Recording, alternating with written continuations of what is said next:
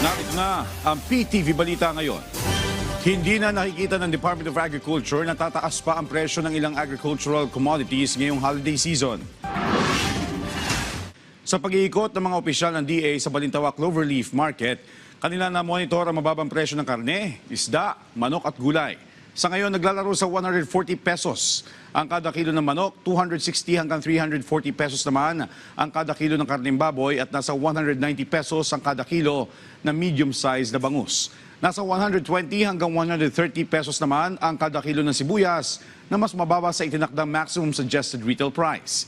Hinihikayat ng kagawaran ng mga mamimili na dumayo lang sa Balintawak Cloverleaf Market kung may sapat na oras para makabili ng mas murang panghanda.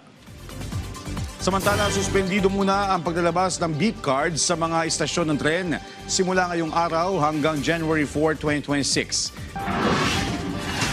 Layo nitong bigyan daan ng system maintenance ngayong holiday season sa LRT1, LRT2 at MRT3 sa January 5 na muling babalik sa operasyon ng beep card issuance sa mga istasyon ng tren.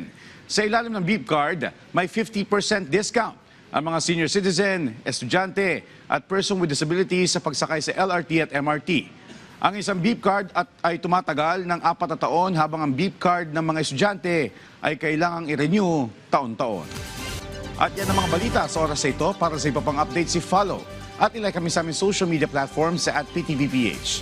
Ako po si Joshua Garcia para sa Pambansang TV sa Bagong Pilipinas.